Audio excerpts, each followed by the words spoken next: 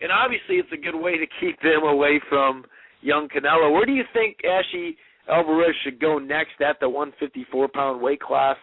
And obviously he needs to go up there anyway because he has the belt and he can't make 147 anyway. And the top-level guys at 147 I think are definitely better. The top levels anyway with Manny and Floyd and that type of thing. But what do you think of this whole idea, the fact that the belt wasn't legit and now there's going to be a tourney because everyone's ranked so high and they don't know what kind of decision they want to make and they don't want to leave people out, but really it's just keeping them away from young Alvarez. What do you think about this whole situation and how do you see it playing out, man? It's absolute bullshit is what it is. It's absolute bullshit. I mean, I was all on Twitter on fire about that shit, man, because here's a guy that didn't earn his ranking. You got several other guys that should have fought for that title, and they just bump him up, give him an opportunity to fight for a vacant title for a division where the weight limit is 154 pounds, and he didn't even fight a 154-pounder.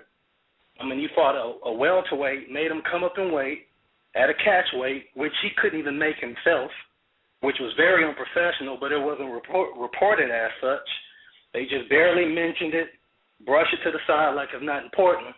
But if you're not on weight, what's more important? You're supposed to be fighting in the division. You're supposed to make the weight. I mean, what if the guy came in at 180? Would you say anything? I mean, seriously, the guy imposed the weight limit on the guy when he could have weighed up to 154 pounds. So, I mean, you just never know. Maybe he hadn't wanted to come in big because he felt the size would be good. Maybe he would want to come in at 153. You never know what the deal was. But the fact remains is you imposed your own rules, which is not the WBC rules. And who are you to decide that? You're not even champ yet. Who are you to dictate what your challenger can weigh when the challenger is going for the same title that you're going for? You know what I'm saying? You're both challengers. No one's the champion. How do you just dictate like that? You know what I'm saying? And, the thing about it is the reporters, they're just so focused on the business aspect. The fact that he can bring in 11,000 people and that he's the most watched fighter on Boxing After Dark, but you totally turn your back to the fact that there was a lack of professionalism by not even making weight, the weight from the guidelines that you set, when that's not even the rules to fight for that title. You can weigh up to 154 pounds, and you didn't even make weight. And then you didn't even earn your spot to fight for the title. And neither did Matthew Hatton.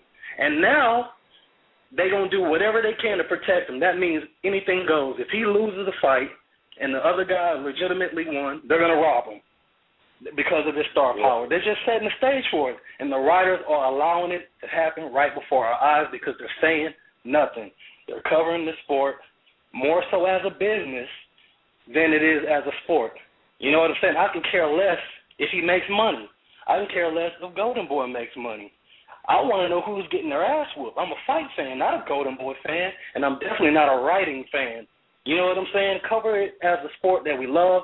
Stop always covering it from the business aspect unless you have a vested interest in promoting fighters or managing, making money from it. If you're covering a sport, cover it as a sport. Because when we watch the NFL, we don't talk about how much money Jerry Jones is making.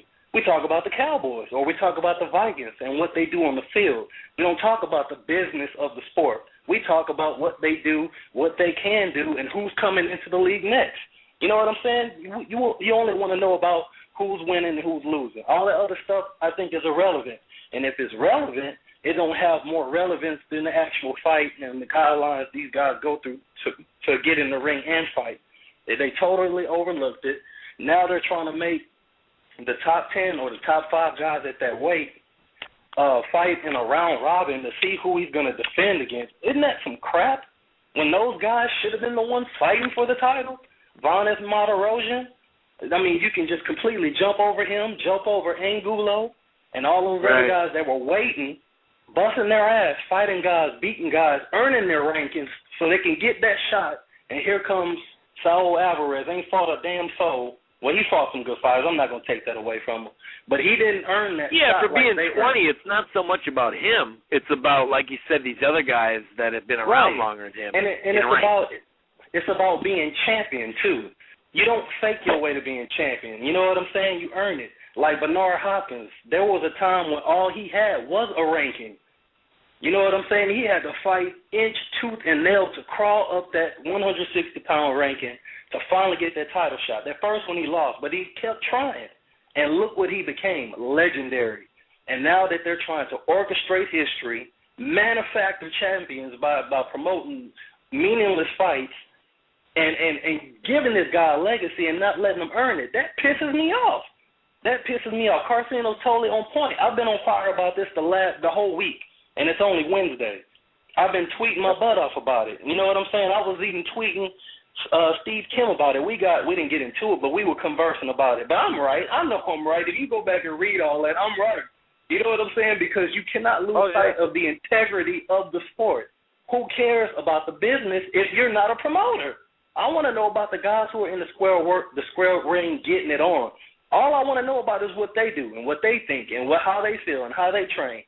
You know what I'm saying? I don't care about what promotional stunt is coming next by this grand promoter. I don't want to work for, actually I wouldn't mind, but I don't have the desire to work for one of these promoters. I'm not trying to get a job for them. So why would I cover the sport on specifically what they're doing when they're not even the athletes no more? They're promoters. And to me, I think Oscar and Bernard should be ashamed of themselves because they were fighters. They fought for their rankings. They fought tooth and nail for their title shots, and then the next title shot, and the next title shot. It wasn't given to them. You know what I'm saying? So for them as former fighters to present this crap to us as boxing fans, trying to make him into a champion, he's a paper champion. You know what I'm saying? He is a paper champion. No, you're right. Martin Rosen's been sitting on the shelf. Hold on, Chris. Hold on, bro.